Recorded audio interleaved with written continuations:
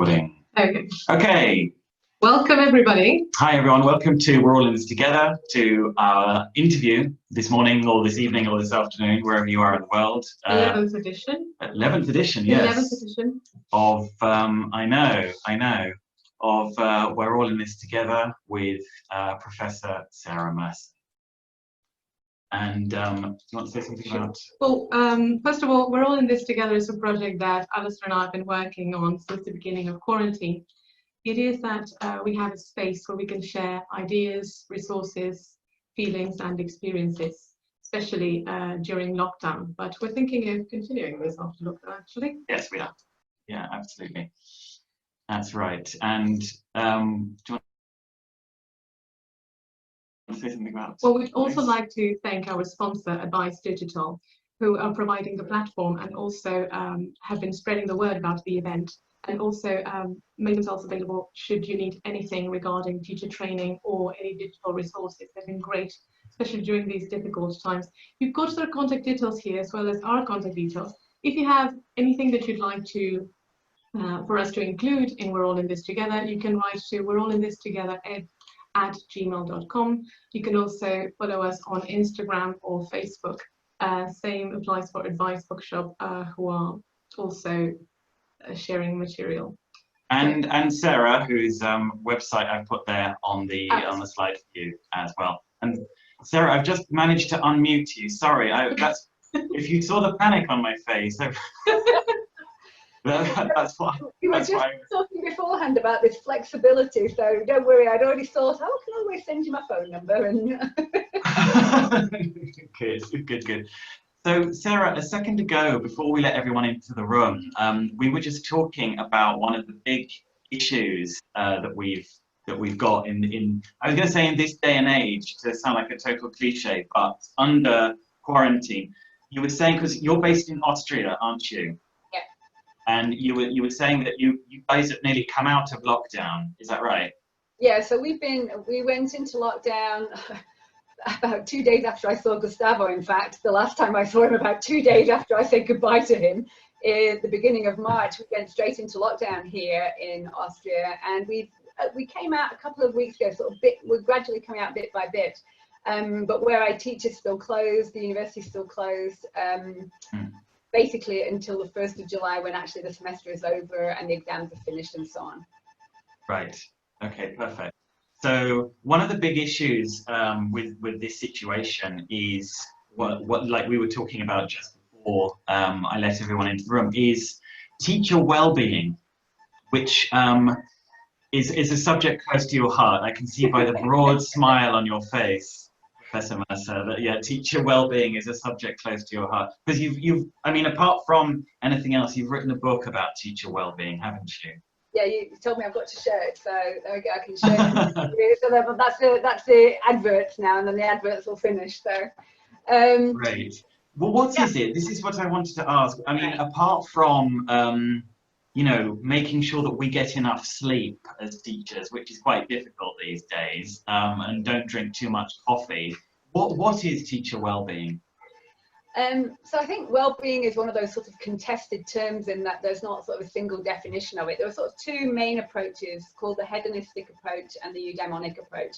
And basically a hedonistic approach is looking at pleasure and fun and all those positive emotions, and sort of balance between positive and negative. And yeah, that is sort of part of life, but that's sort of why there's been a sort of a critique of well-being as being kind of a happyology. And that's not what it really is about. That the eudaimonic view is much more about taking meaning and purpose in life. It takes a much more long-term perspective. I'm quite sure that a lot of the people here are familiar with things like the PERMA framework, which is used by well-being to describe flourishing. And that's made of sort of 5 components with the letters PERMA. So it's positive emotions, engagement, relationships, taking meaning from things, and a sense of accomplishment from what you do. So it's a bit of a different view, in that I don't think it's one pitted against the other. I think it's probably a little bit of both is what contributes to your well-being. But it's beyond just thinking about enjoying life. That's part of it, but it's about taking meaning from what you do and finding purpose in what you do and making sense of things and having the sort of healthy social network and context and so on. So a real understanding of well-being is much more than that. And I think one of the things that you and I were talking about just before everybody joined us was that well-being is not only individual. And I think I think there is a little bit of a focus in some of the discussion about well-being and quite a lot of the self-help literature that, and understandably so, it's not necessarily a bad thing, is that we focus on individual well-being. So we look at the individual and how they can help themselves.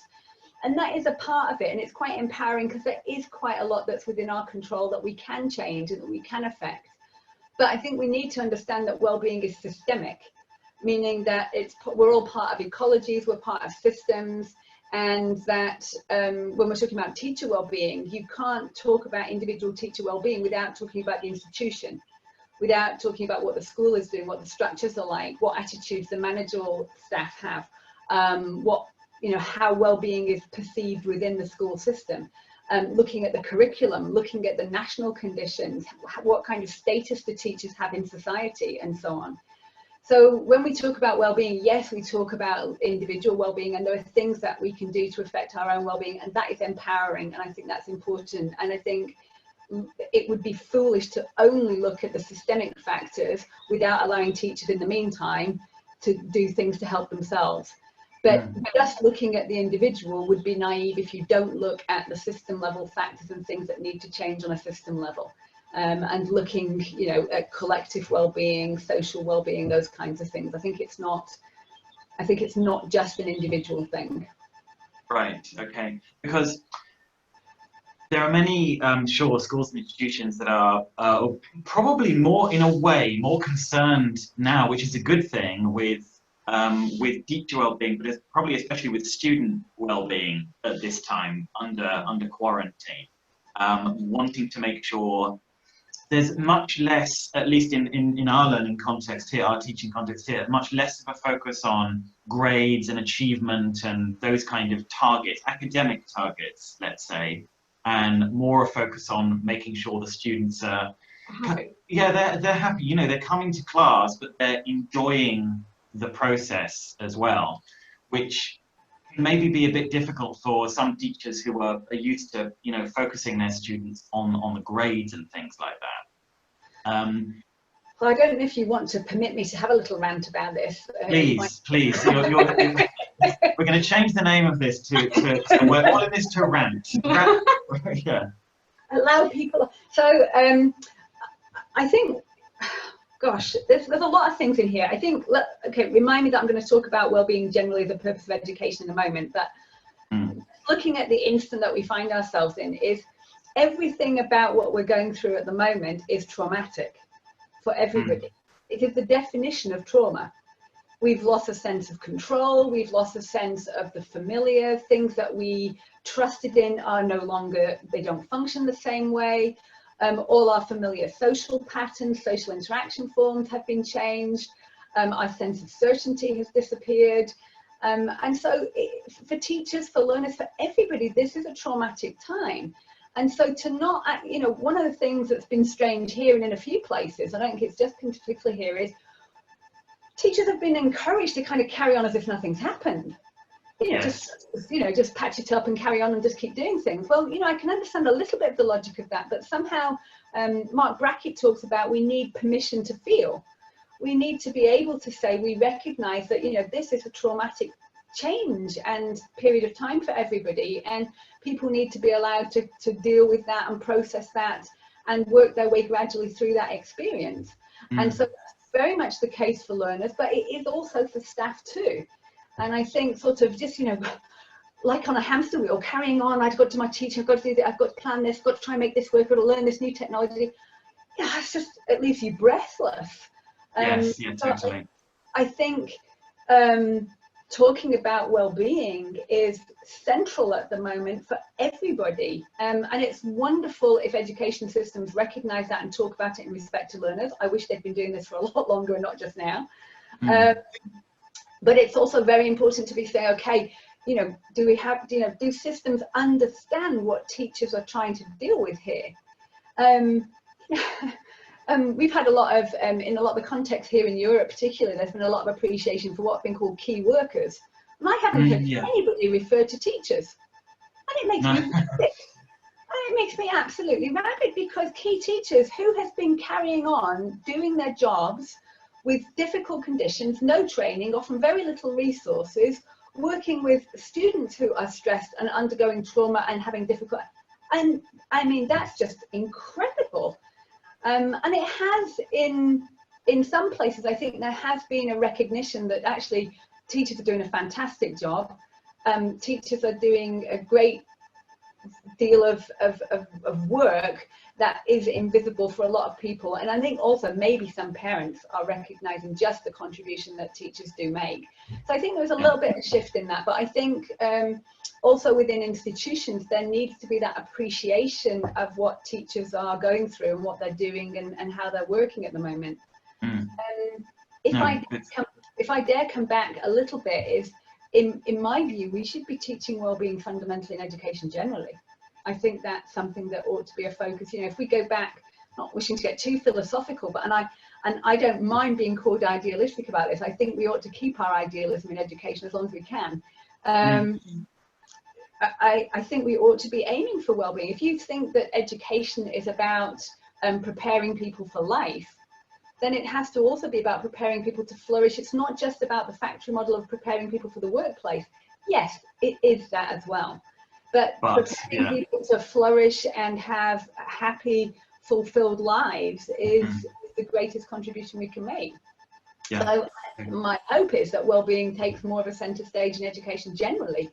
No, in a way, that's one of the things I'm going to ask you later on, and you're as usual 2 steps ahead, which I love about you. Is it's good. Is about exactly that. Is about what the positive side of this. Sorry to sound like a walking cliche or a sitting cliche, but the positive side of this for teachers after quarantine's over.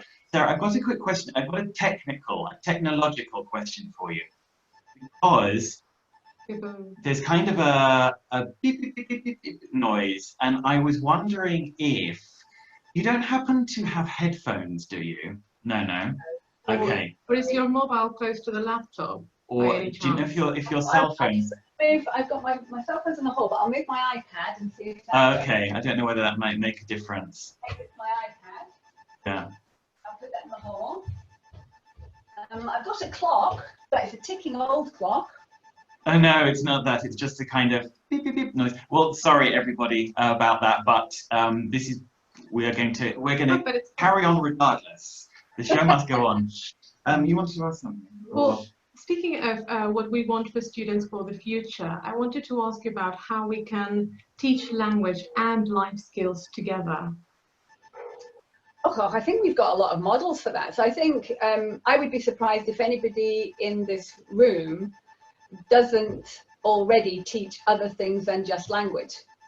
It's rare in language teaching that we don't already teach things like intercultural competence, empathy, social cultural awareness, interpersonal skills, communication skills, collaboration skills. I think those skills are fundamentally part of what we do anyway. I don't think for many language teachers that's particularly new. So I think teaching dual objectives like that, in that kind of sense, is very familiar to language teachers, and particularly for those who maybe are working within a communicative frame. There is that flexibility to bring in other goals at the same time. The other model that we have, which is a more extreme model, is of course CLIL, content and integrated language learning. So I know there are all issues with CLIL, which we're not going to sort of open that kind of worms, but as a model for taking a dual strand approach to education where you've got dual teaching objectives, there's a lot we can learn from CLIL, good and bad, about how you go about teaching 2 objectives at the same time. And in general education, there's something called positive education. And in positive education, they specifically try to teach what they call character goals. So things like building self-esteem, building growth mindsets, building resilience and optimism, those kinds of things, and the academic subjects. And they try to intertwine them all the way through the curriculum. So every lesson plan that they look at has, what are my goals in terms of, let's say, history or English or French, and what are my goals in terms of, let's say, I'm going to do growth mindsets in this session, or optimism in this session, or I'm going to talk about self-esteem issues. So should our objectives and assessment have a focus on life skills then, rather than language? Should we adapt maybe our objectives and assessment? oh gosh, now that's a big question. I don't think it's an either or. I don't think we have to neglect language goals in order to do life skill goals. I think the two are perfectly compatible and can be done at the same time. That's one of the joys of teaching a language, is that we can teach other things alongside. Assessment is that just, we talked a little bit about this beforehand, didn't we? This assessment is this sort of devil in the system. I wish we didn't live in a time where what is measured matters, but we do. And so in my lovely ideal world that I create in my head about education, we teach what matters and not what is measurable. But the reality in most education systems is that if it's not measured, it doesn't matter. And I'm hoping that that may change over time, and who knows what some of the triggers for change may come out of this whole experience. But the example that has been very helpful for the work that I've been doing, for example, is the OECD. So many of you will know the OECD and the PISA studies, which have been critiqued heavily for all kinds of reasons, particularly the focus that they placed on things like literacy and mathematics and this kind of competitive model of education. But now they've started measuring learner well-being.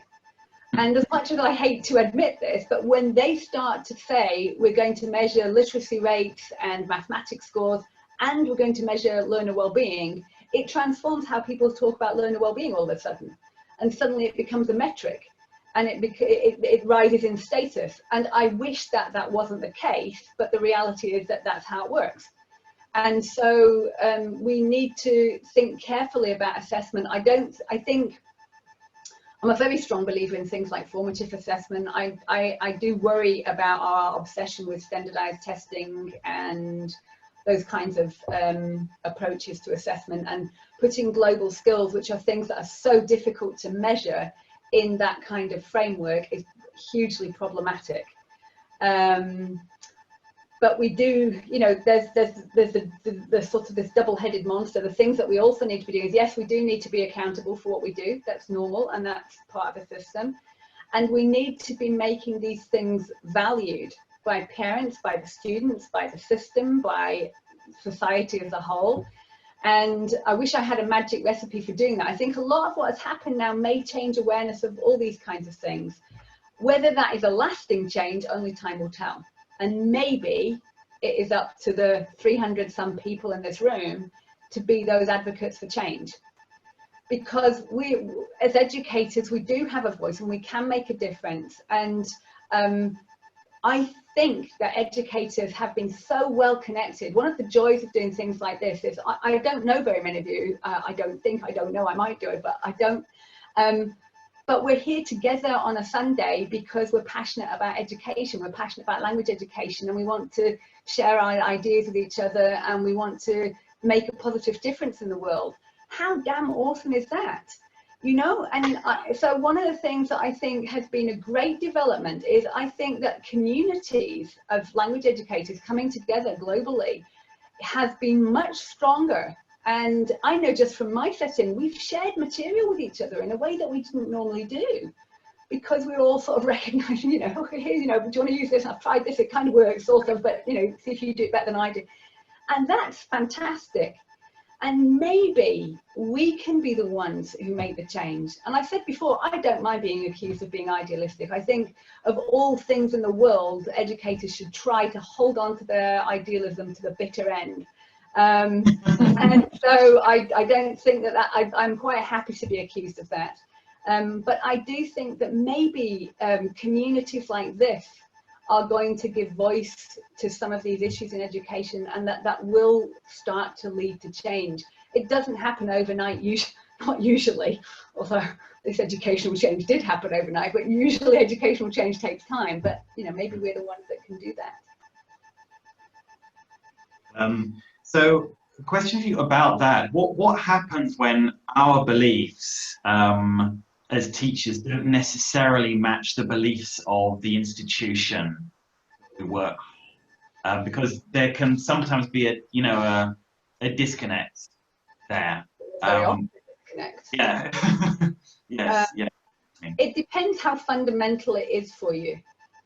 So with some of the sort of student teachers that we work with, we find that they think that they're not happy as educators, but actually they're not happy in that institution.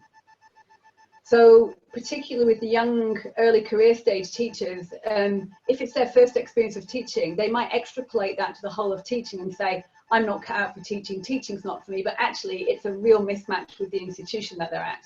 And when they go into a different environment, in a different context, then suddenly, actually, I can do this, I'm enjoying this, this is actually for me. So I think there is a danger of thinking that it's the profession that's at fault and I'm not cut out for teaching, I don't want to be a teacher, when actually it might be the institution. If the disconnect is not so massive, and I think for many of us, we don't always see eye to eye with everything our institution does. I'm being tactful and diplomatic in how I word this now.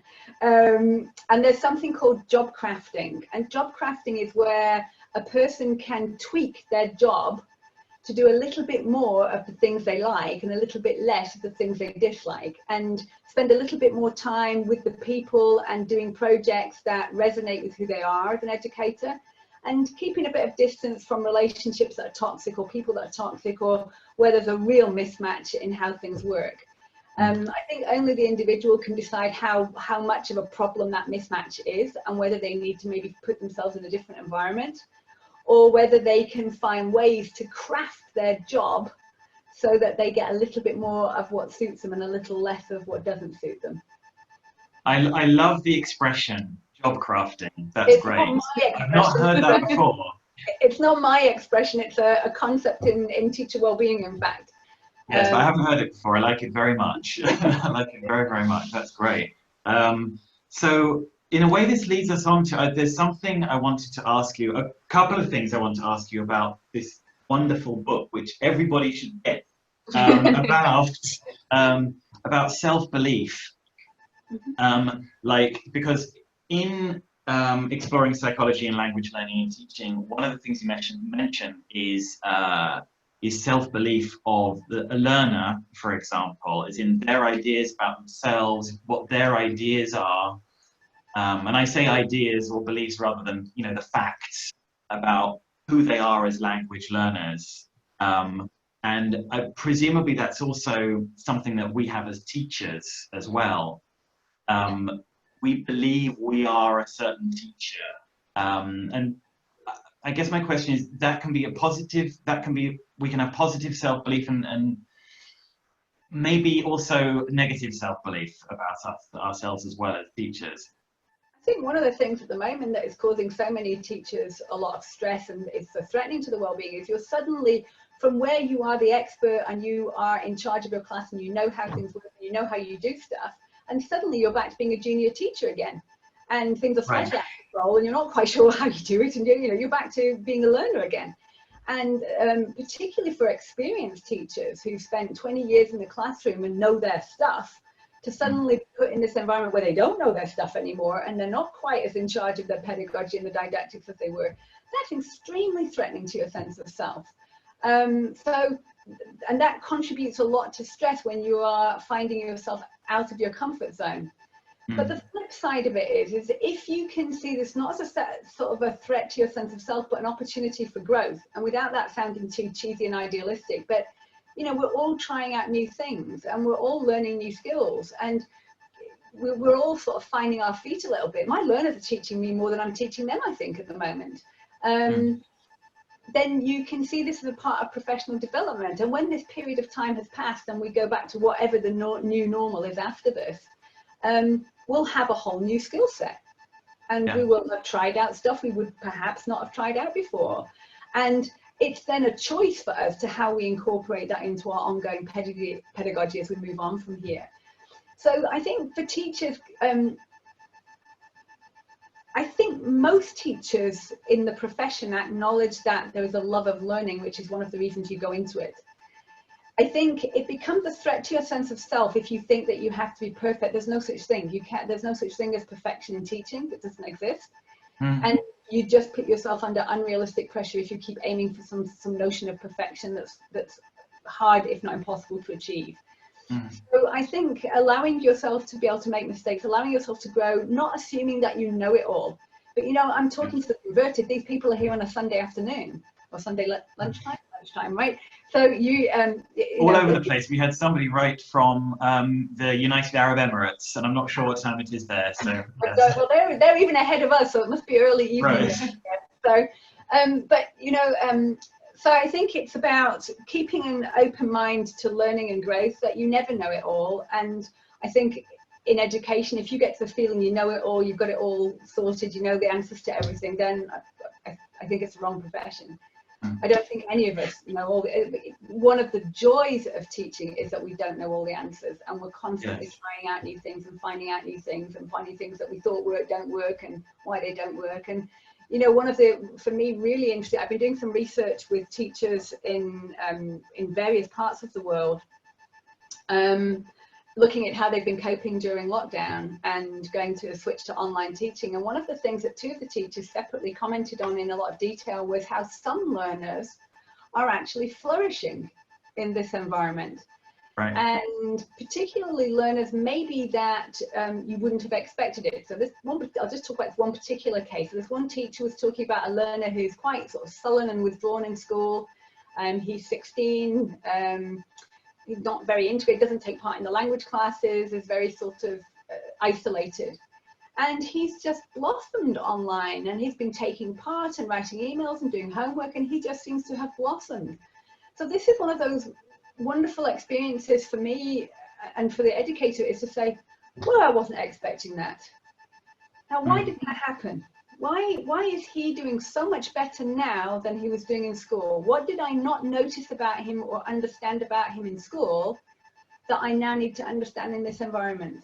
And those kind of experiences is what makes teaching such a joy and such a challenge, is that you're constantly confronted things that you have to think about and you have to reflect and that you can learn from.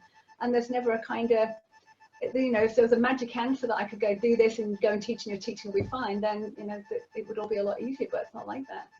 No. So I think self-belief, being forgiving to yourself, being accepting of yourself, allowing yourself to build on your strengths.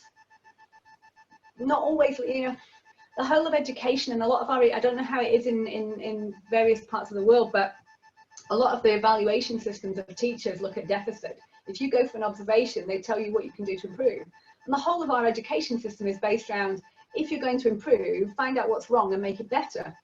And we don't spend a lot of time saying, what are you doing well? What is brilliant? What can we build on? How can we do more of that good stuff? Where can we transfer it to? How can we expand that? And that probably applies to learners as much as it does to teachers. Right, right, absolutely. You know, that reminds me of something, or reminds us of something. Florencia's just written it down. Something that Adrian Underhill said when he was here last week about my hero. Not, you're right. About language upgrades, as in one of the things that he was talking about was not that the students are, let's say, making mistakes, for example. It's a question of upgrading what they've already got. So I think that's very interesting, connected to what you're saying about the mindset of not only teachers, but a school or an institution, not focusing so much on this idea of error, of mistakes, and seeing it as a process of development as well. And what do you think about that? I completely agree. I mean, this is so. A lot of my work recently has been informed by positive psychology, which was kind of developed as a balance to traditional psychology, which traditionally takes a deficit approach. So, you know, what is wrong with somebody? Why are they suffering depression? How can we make them better?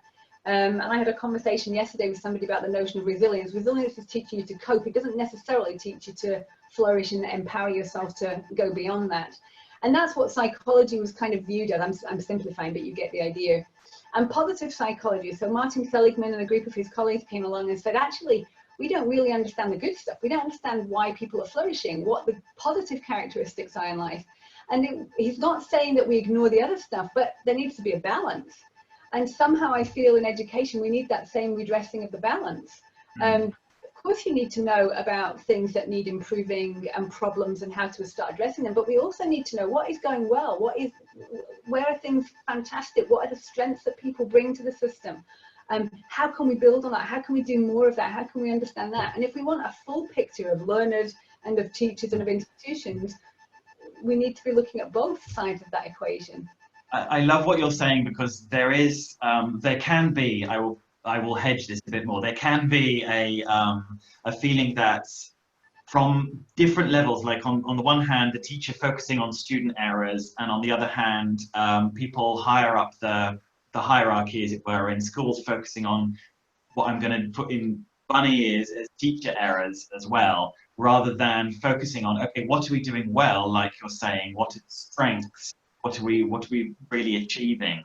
And I think there's less of a focus in some ways on something that I want to ask you about now from the book, about, because you mention in your book affect. Yes. Affect, am I pronouncing it right? Is the stress on the right syllable there? No, Right. No, it's perfect. I'm asking, because when I read the book, I was thinking affect, and then I saw it should be the stress is on the first syllable, affect. Could you tell us a little bit about that? Because it's a very important part of language learning and teaching psychology, the concept of affect. And it's also linked to compassion as well here. Yes.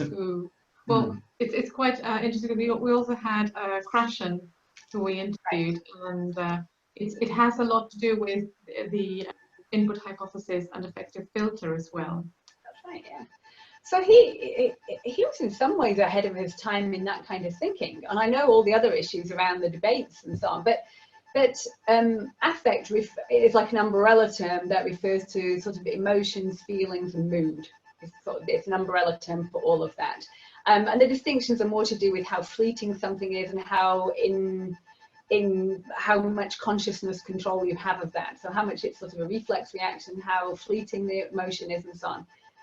But affect sort of, again, we've been looking at this in two ways. So the effective filter was this notion, so this idea that when you have anxiety, it stops you processing properly. It inhibits your ability to produce language, your ability to process language. So we know that negative emotions make us nervous, make us anxious. They steal our mental resources and our attention because we're busy sort of dealing with the fight and flight mode. But what we haven't really spoken about, and it is only just starting to come out, is of the flip side of that is, what do positive emotions do? They're not just right. Getting rid of the negative emotions, they're doing something else. And what the sort of theoretical framework for that is the broaden and build theory that Fredrickson proposed, and she sort of explored that in all kinds of different types of research in Barbara Fredrickson. And broaden and build says that when you experience positive emotions, you are open to more experiences. You're willing to try out new things. You're willing to experiment a little bit more, be a little bit more creative, try out, meet new people, talk to different people, push the boundaries of your comfort zone. And in doing so, you learn new skills, you meet new people, you broaden your repertoire of resources. So the broaden and build theory is that you keep you on this positive upward spiral through positive emotions. So that, you know, we've talked a lot in language education about learning anxiety, and justly so, because it does play quite a notable role. But it's not just that. What kinds of positive emotions can we be boosting in the classroom? Why would we be boosting those emotions? So it's not just to counter the negativity. It's not just to counter anxiety. They have a function all of their own. They're doing other stuff. And I think one of the misunderstandings about positive emotions, and even the terms positive and negative are difficult, that I'll come to that in a minute if you remind me. But even the kinds of positive emotions, it's not just about fun and happiness and joy, but I think it's Fredrickson who refers to the quiet positive emotions, feeling content, feeling comfortable, feeling satisfied. So positive emotions aren't always sort of loud positive emotions. There's some quiet positive emotions that also have a big role to play. Healthy pride in what we do, feeling a sense of awe and excitement and wonderment, curiosity. So there's a whole spectrum of positive emotions, and our research on emotions tends to be relatively limited. We haven't done a lot of research on this whole spectrum of emotions and how they play in to language learning and also to language teaching.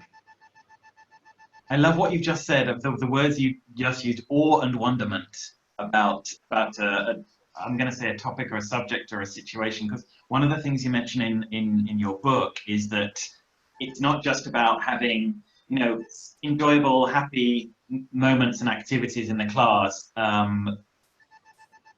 Happiness, as it were, or a feeling of fulfillment is a much more in-depth. I'm going to use the wrong word, Sarah. Sorry, I'm going to say feeling. I don't mean feeling. I use them all interchangeably as well, so don't worry. We know. Yeah. It's a more in-depth state than that. Is that right? Yeah. So, but I mean, you think about what we talked about earlier about well-being, and one of those factors is accomplishment. So, and there's also something, and I love this expression, desirable difficulty, which I think is just fantastic, is that actually having to work hard for something, to achieve something, can be extremely rewarding and satisfying. And there was a little bit of a sort of period of time, probably in this sort of, where the difficulty in learning was something you had to reduce the difficulty. Whereas a little bit of, a healthy amount of difficulty is good. And particularly when we, talking about what keeps learners engaged, this desirable difficulty. So, Vygotsky and +1 and all that, just a little bit out of your comfort zone, but being challenged can lead to very positive emotions in terms of a sense of accomplishment and achievement. And hey, I did this, I managed this, and I'm really, I'm proud of myself and pleased that I did this. Yeah. In fact, struggle. Maria Cecilia has just a question that she's just put in the chat box, which directly connected to this. She's asked, are positive emotions those emotions that keep you coming back to class to learn more? Oh, I'm sure they are. Yeah, I'm absolutely sure that they are. I'll just talk a little bit about the words positive and negative with emotions, because I'm also not because I still use the terms positive and negative all the time because it's easier for me to talk about them that way. But we've started to understand that that's probably a little bit of a simplistic way of talking about emotions, and that maybe it's more to understand the function of an emotion for a person at a moment in time. So, for example, some learners might experience a degree of, let's say a learner fails a test. Right. Some learners, depending on their belief systems and a whole host of other things that come together, might just say, that's me done. I'm not, I can't do this. I'm not going to do any more of that. And I quit. I quit. I'm scared by this. I'm so anxious about this. I'm not going to do that.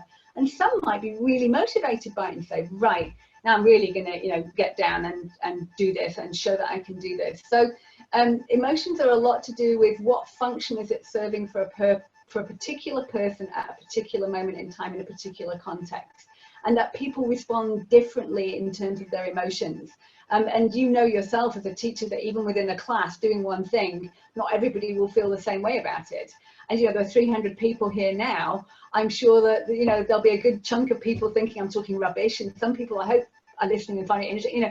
That you're always going to get that spread of people because people are different and unique and individual, and that's part of being in the classroom. So why people keep coming back, I would imagine, is to do with interest, situational, but also general interest. It's about feeling a sense of accomplishment, feeling a sense of belonging, feeling cherished, feeling that they belong in that space. Feeling that they're gaining something from it, seeing a purpose and a value. It might be something like a utility value or a more ethereal meaning that they take from it. So I think there's a lot of positive emotions, and I would agree. I think she's right that that's why people would keep coming back. Got another question from the audience. Got Paula Vieira. She says, the question is, what strategies are effective? What can teachers do so that we help students avoid anxiety? What is our role? Yeah. Okay, so that's a really good question. I think one of the interesting things is that learners are actually not really nervous about talking in front of us as teachers. Their real anxiety is in front of their peers.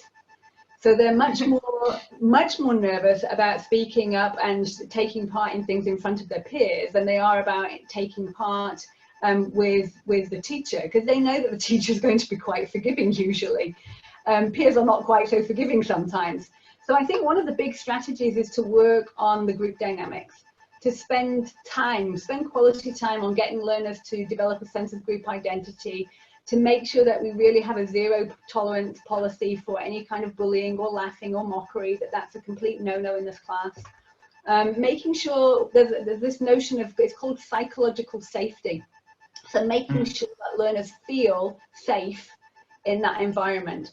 And that's when they're going to be brave to speak up, and that's when they'll have be willing to join in things and take part and be active if they feel safe.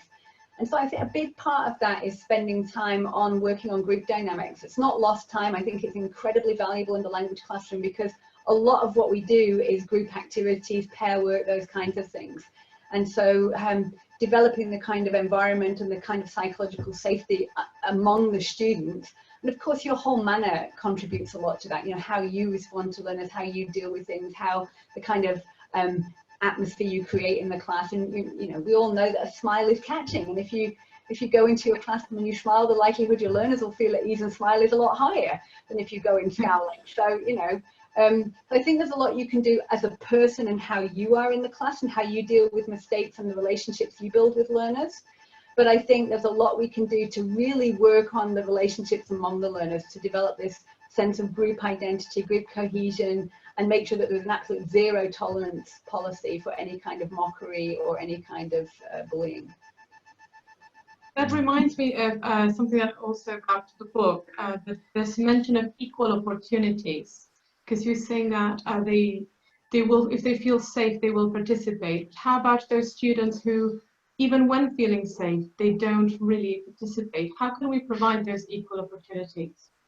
So this is a really interesting question. It's one that I sort of toiled with my whole teaching career, really, backwards and forwards, and I fluctuate in what I think is the right thing to do. So I'm just going to give a very uninformed opinion about this. Some people don't like, but it's not that they're not engaged. So one of the things we've been doing research on recently about engagement is that I have become very sensitized to the fact that what we see is not necessarily what is going on inside that person. And so they might be quiet, they might not be actively, visibly taking part, but mentally they could be fully taking part, and vice versa. So we also discovered plenty of fake engagement. So I'm sure we've all been to a conference or something where you've nodded and smiled. And actually, so I think we have to be careful about what we view as participation and what's really taking place. And that some learners are happier to be less visibly active. But we know that you get better in a language by using it. And so we need to create opportunities for learners to be using the language as well. And that probably means pair work, group activities, where in smaller groups, they're more likely to feel comfortable to speak up than in the plenary.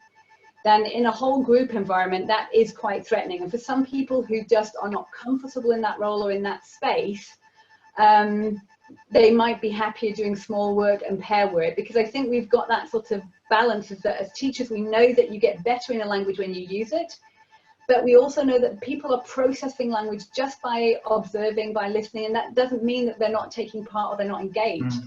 And so I think it's finding a balance of allowing people to take part when they feel safe and ready, but also in group work and pair work, making sure that they do take part in an environment that's not so threatening and not so visible, perhaps.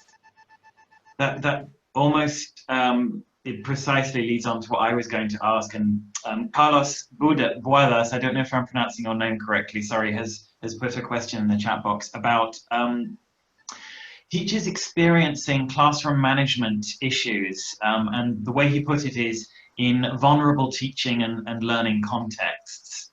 Now, for example, I have a colleague who teaches at a school where she has like 48 students in a Zoom class. And there are obviously also teachers, there's plenty of teachers who don't have the luxury, I'm going to call it, of using Zoom even. Maybe, you know, they don't have the video link, as it were, with the students. Maybe they have, you know, Google Classroom or whatever. How do you think a teacher can help with creating a sense of, you know, online learning community under those situations, if there isn't a situation where they can, you know, see each other, as it were?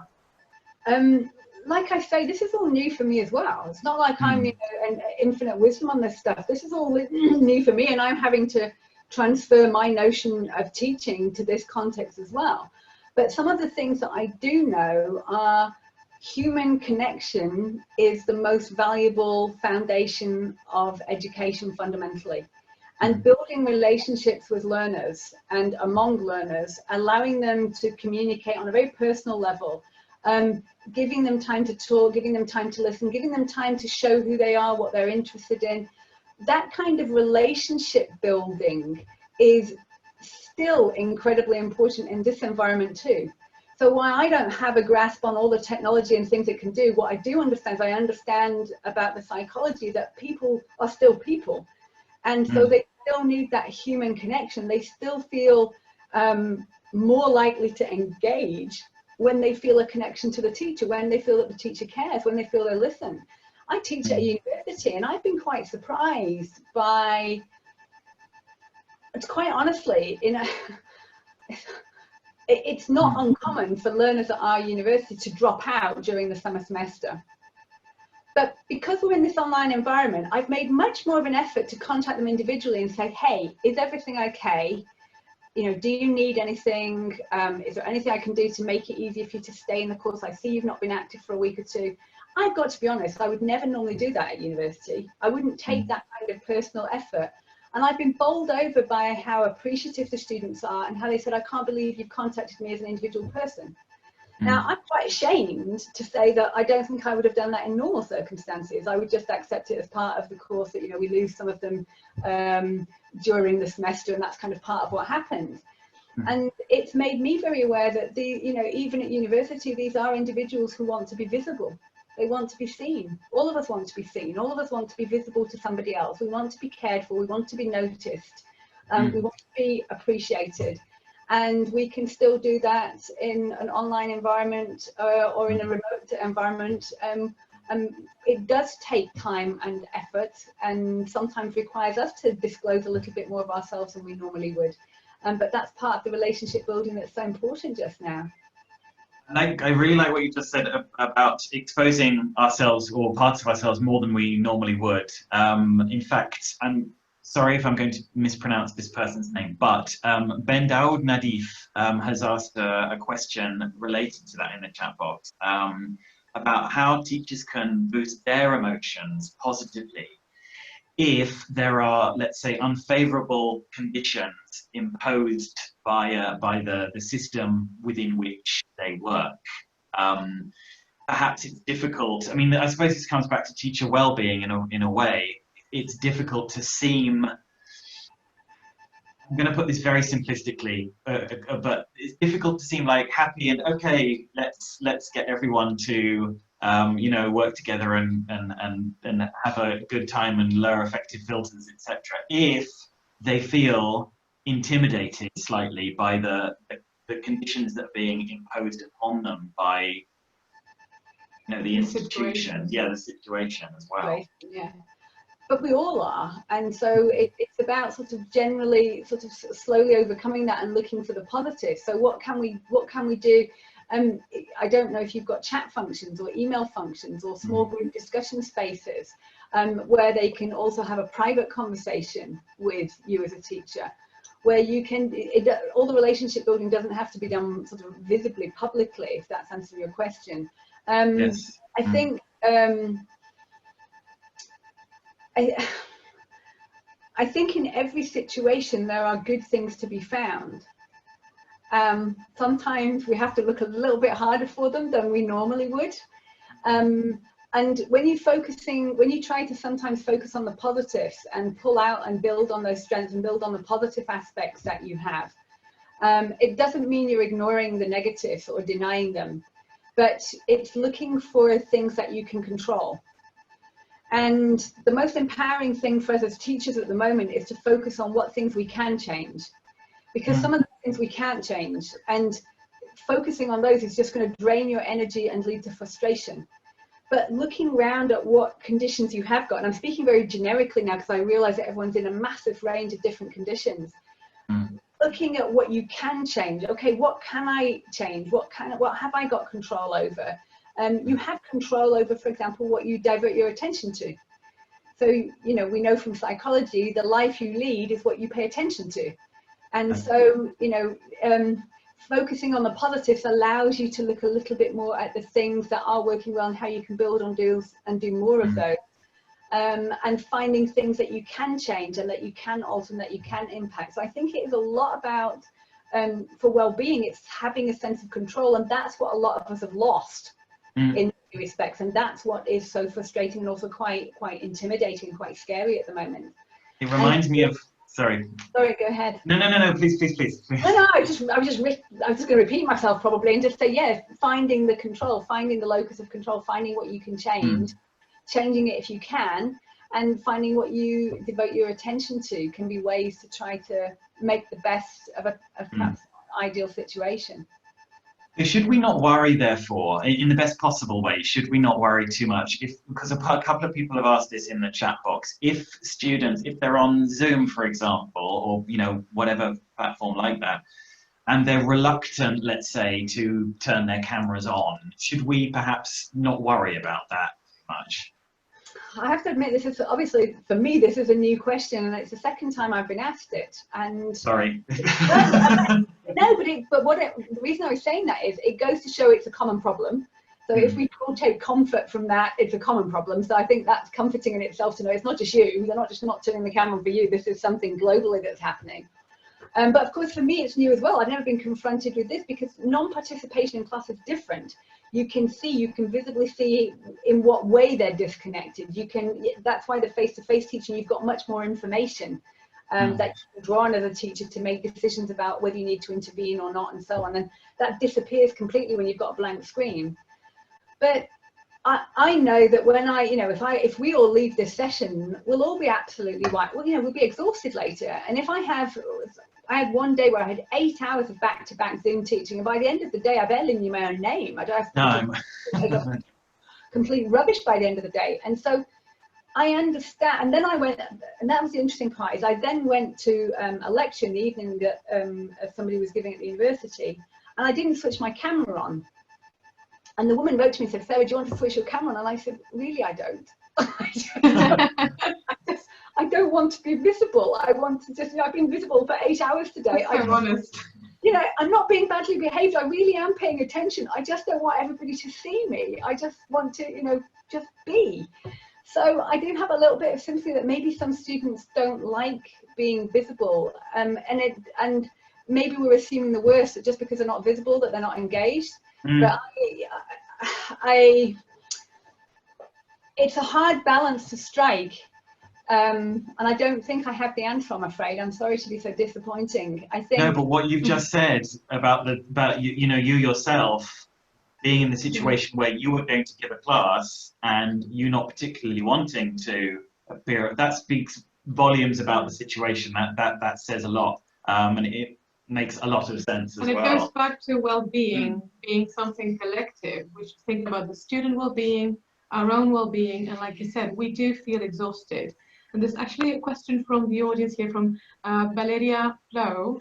I think it's that she said, how can we get institutions to provide spaces to work on teachers' well-being, where they can work on their conflicts or teacher practice?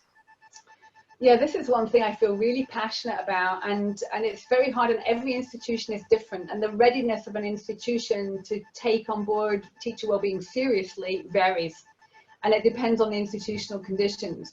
One of the things we have to be very careful about, that I can get quite enraged about, is just giving lip service to well-being on the website. Oh, we look after everyone's well-being is important to us, and then they do nothing, and they don't institutionally back that up with action. Actions speak louder than words, and so it's not a tagline or a fashionable statement for a school to say they look after everyone's well-being. They have to walk the talk. And that means everybody's well-being needs to be important. Teachers, the janitor, the administrative staff, the librarian, everybody needs to be being valued and appreciated and needs to be being cared for by the institution. And how we start that is we have to start with awareness raising and dialogue, and we have to make people want to appreciate that and understand the value in it. And I think there has been such a neglect of teacher well-being for such a long time. Teachers being viewed as a resource for teaching for learners rather than as individuals with needs and value in their own right. I think that has been neglected for such a long time that we have got some work to do to make institutions, directors of studies, directors of schools, owners of schools, to understand that everybody benefits when teacher well-being is high. That when teachers' well-being is looked after, when they are cared for, when they are valued in their institution, they will teach better, the learners will learn better, the climate and the atmosphere in the school will change. So it's everybody benefits. It's win-win when we look after the but I think that there's a mind shift that needs to take place in many places before that becomes a reality. And then we start by making, when we arrange staff meetings, do we take people's timetable into consideration? If we want them to take part in professional development programs, do they do that on their own terms, or is it enforced by the institution? What kind of autonomy are we giving people? What kind of respect for their lives beyond the workplace, for the times we schedule meetings, and so on and so on? So there's a lot that an institution and directors communicate indirectly about how they respect their staff and their staff well-being. It's in the language they use, it's in whether they really open the discourse, really listen to teachers, really acknowledge the work that they're putting in, giving them the space and the time. And I think in some places they're further along than in others. I think in some places we're still at the beginning and having to make them aware that this is something we should be paying attention to. Do you think that being in lockdown and parents having to help their kids with school might have helped society realize the workload and the passion that is, that us teachers have, and maybe understand a little bit of what we really need as well? That is my desperate hope. That's my desperate hope, is that this can trigger a change in teacher status, teacher appreciation, the role that schools play in society, how fundamental they are to the functioning of society, the role they have in creating future citizens, the care and responsibility teachers have, and so on and so on. So my kind of hope is that that is one of the changes that will take place. Sorry, it's my clock. I have a that would be my dearest hope, that change would take place. But we have to, I think there is always the danger that this will be a fleeting moment in time and not something lasting. And that's where we as a community come together and work to making that a lasting, visible change. That we are proud to be educators, that we are proud of what we've achieved and what we've done, and that we communicatively, collectively share that pride and get others to appreciate what we've done. When we I can't believe an hour has flown by already. I'm going to ask you something, Sarah. When we had Adrian Underhill here last week, he said that the single most important piece of advice that he could think of for teachers would be to listen to learners. And I noticed in your website, I'm going to show everyone the link to your website again in a second. One of the things that you say is it's the wisest thing to do is to listen. If you could give any other piece of advice for teachers at the moment, what would it be?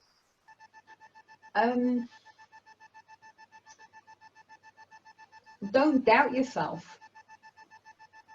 Don't doubt yourself and everything you believe in and can do as an educator. These are exceptional times. You haven't lost your brilliance as a teacher.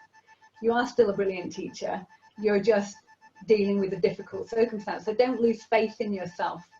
And my lasting hope for the system generally is that this focus on well-being, putting people and learners and humans at the center of our education systems, become the lasting change. And that for school directors and school owners and system owners, that we look at all the people in the system and think about the kind of care that they need. So not just the learners and the care they need, but also the teachers and other staff. So I think that would be my lasting hope. For teachers, don't doubt yourselves, don't question who you are, build on your strengths, know what you're good at, don't lose faith. And for the system as a whole, let's try and make sure that well-being of everybody in the system becomes a priority, a lasting priority. I'm going to show everyone your My website is woefully out of date. I never keep it up to date, really. I only actually, oh dear me. Yeah. Okay, it's amazing. You're going to motivate me to keep my website up to date. I'm going to work on it. Now, one more thing before we go. I don't know if you want to talk about this now or not, but you showed us something on camera before we started the session, a little card thing that you had somewhere on your desk. Okay, this little. Do you want to mention that before we say goodbye? A bit of paper. Shall I show? I can show you that tatty bit of paper. You heard it here first, yeah. I was sharing the fact that on this tatty, scruffy bit of paper is my thinking for where I would like to go next with my writing and my thinking. So as you can see, book.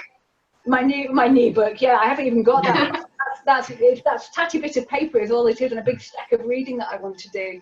I suppose what I have been looking at much more, and it grew out of the teacher wellbeing book, was about understanding wellbeing collectively, and understanding well-being not just as an individual thing but as a collective thing, and stretching that up to looking at society. So if you look at what's going on in the world at the moment, well-being is not just individual, it's collective, it's social, and without getting too far out of field here, it's also ecological. And if we really are wanting to look at the well-being of individuals, we need to look at the whole system, and we start looking at society.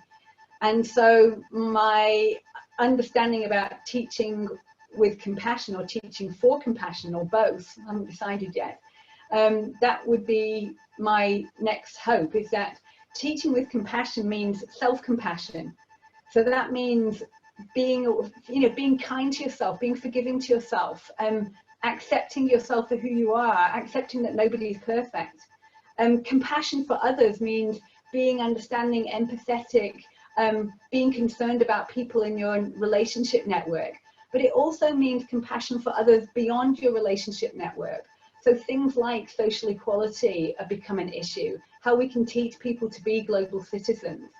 And then the next layer of compassion after that is then compassion for the planet, for animals, for the ecology that we live in, and teaching learners about sustainable living, about those kinds of attitudes. And if you look at the development of the Sustainable Development Goals, so Edu 2030 and the UNESCO advice, what they're aiming for in education, it's all of those things. It's about sustainable living, about peace, about compassion, about empathy, about relationship building, about well-being. And so I think of all subjects, language teaching is particularly well positioned to take up that challenge. And that's where I perhaps hope to go next. Yeah, we are changing the world, Sarah. We are changing the world one way or another. I'd like to exactly. Yeah, no, it's fantastic. Well, everyone, you heard it here first. Sarah Mercer's new book. Fantastic. Well, again, got that ratty bit of paper. now you've got to go and write it, Sarah. So, no pressure, no pressure. Exactly. No dinner till you finish writing your book.